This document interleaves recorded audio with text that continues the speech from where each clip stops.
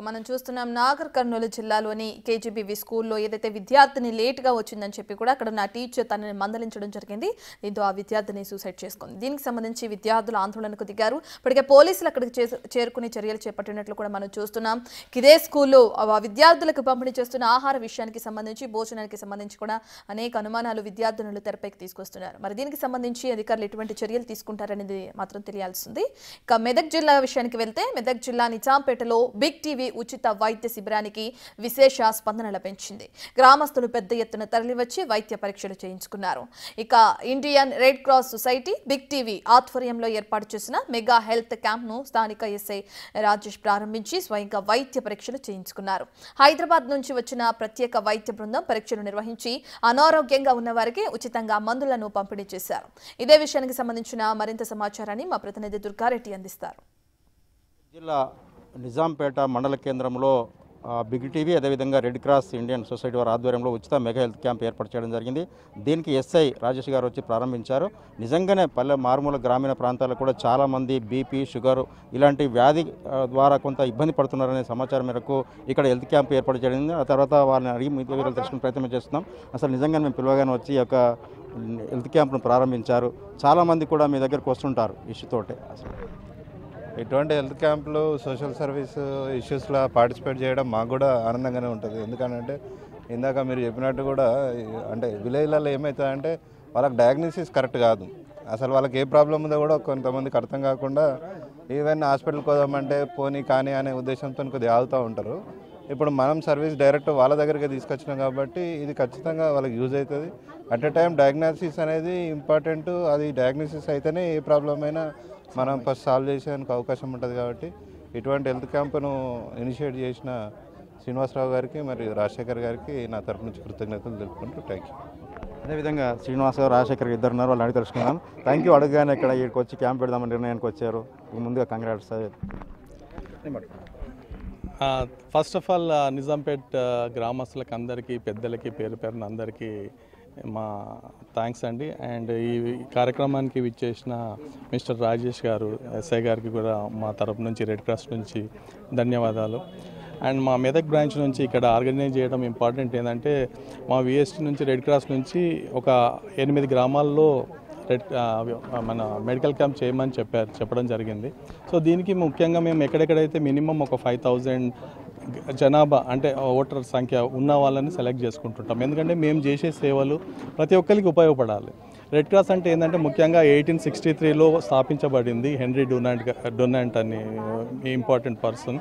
అది ఎందుకు స్థాపించారంటే ముఖ్యంగా మిలిటరీలో గాయపడ్డ వాళ్ళకి బ్లడ్ సప్లై చేయడం, వాళ్ళు బ్లడ్ లాస్ అవుతుంటారు, వాళ్ళకి ఇమ్మీడియట్గా బ్లడ్ అందించడం దానికోసం ఫస్ట్ రెడ్ క్రాస్ని స్థాపించబడింది 1863లో. తర్వాత వాళ్ళు ఇప్పుడు 150 కంట్రీలలో స్థాపించబడిందండి రెడ్ క్రాస్. ముఖ్యంగా ఇప్పుడు నాట్ ఓన్లీ బ్లడ్ తలసేమియా పేషెంట్స్కి plus old age homes plus ప్రతి హాస్పిటల్లో బ్లడ్ తక్కువ ఉంటే ఫస్ట్ అడిగేది రెడ్ క్రాస్ని. వీళ్ళకందరికీ బ్లడ్ సప్లై చేసుకుంటూ ఇవన్నీ సేవలు చేస్తూ ఉన్నాం. ఇలాంటి ఉచిత మెగా హెల్త్ క్యాంప్ చేస్తుంటాం. సో ముఖ్యంగా ఈరోజు నిజాంపేట్ సెలెక్ట్ చేసుకోవడం ఇంపార్టెంట్. మా చైర్మన్ రాజశేఖర్ రెడ్డి గారిది ముఖ్యమైన రోల్ ఉందండి.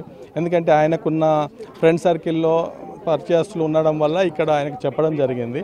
సో ఇక్కడ వచ్చి ఇప్పుడు ఊరందరికీ మినిమం ఉచిత టెస్ట్లు, ఉచిత medicine and all different types of స్పెషాలిటీస్తోని వీళ్ళందరికీ చూపించి వాళ్ళకి మెడిసిన్ కూడా ఇచ్చి మేము మొత్తం కంప్లీట్ చేసి వెళ్ళిపోవాలని అనుకున్నాము. అయిపోయిన తర్వాత కూడా సపోజ్ కొందరికి మినిమం ప్రాబ్లమ్స్ ఉంటాయి. మినిమం ప్రాబ్లమ్స్ అంటే బేసిక్ ఏదైనా ఆపరేషన్ సర్జరీస్ అవసరం ఉన్నా కానీ వాళ్ళని అక్కడ తీసుకెళ్ళి వాళ్ళకు మ్యాక్సిమం ఉచితంగా సర్జరీస్ కూడా చేయించి వాళ్ళని ఇంటికి పంపే స్థితిలో ఉంటామండి మేము.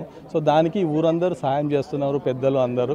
సో అందరికీ పేరు పేరున ధన్యవాదాలు అండి. Thank you. నిజంగా రాజశేఖర్ అన్నారు, అసలు అడగగానే నిజాంపేటలో పెడదామని చెప్పి కనుక వచ్చారు, సహకరిస్తున్నారు. అసలు చాలామంది మారుమూల ప్రాంతాలు గ్రామీణ ప్రాంతాల్లో కూడా వైద్యానికి నోచుకోలేకపోతున్నారు. అంటే ఏ విధంగా సేవలు అందిస్తే బాగుంటుందని Indian Red Cross society Medak శాఖ మా అధ్యక్షులు కలెక్టర్ శ్రీ రాహుల్ రాజ్ గారి ఆధ్వర్యంలో మేము వారి సూచన మేరకు మా రాష్ట్ర శాఖ సూచన మేరకు ఈ మారుమూల గ్రామాలలో ఈ ఉచిత ఆరోగ్య శిబిరాలు అలాగే ఉచిత మందుల పంపిణీ ఇది ఒక రకంగా చెప్పాలంటే ప్రజల దగ్గరికి మా రెడ్ క్రాస్ వెళ్ళడం అనేది మేము ప్రజల్లో హ్యుమానిటీని, మానవత్వం ప్రాతిపదికంగా మేము ఇక్కడ ఈ క్యాంపులే కాకుండా మేము గతంలో కూడా పోలీస్ శాఖ వారితోని రక్తదాన శిబిరంలను కూడా ఏర్పాటు చేయడం జరిగింది. అలాగే విపత్కర పరిస్థితుల్లో ఫ్లడ్స్ వచ్చినప్పుడు మొన్న కరోనా టైంలో కూడా మేము ప్రజల దగ్గరికి వెళ్ళి మేము మా ప్రాణాలను సైతం లెక్క చేయకుండా మేము ప్రజల్లోకి వెళ్ళి వారికి శానిటైజర్లు కానీ, సబ్బులు కానీ, ప్లస్ ఉచితంగా మందులు కానీ వాళ్ళకి అందించడం జరిగింది. ప్రస్తుతం మేము విఎస్టీ ఇండస్ట్రీస్ సూప్రాన్ వారి ఆర్థిక సాయంతో ఒక 8 గ్రామాల్లో పెట్టడం జరిగింది. ఐదవ గ్రామం అండి. ఇంకా ఒక వారం రోజుల నుంచి ఈ నిజాంపేట ఈ రెడ్ క్రాస్ సభ్యుల సహాయ సహకారాలు ఎండను సైతం లెక్క చేయకుండా ప్రతి మారుమూల గ్రామాలకు కూడా మేము వెళ్ళడం జరిగింది.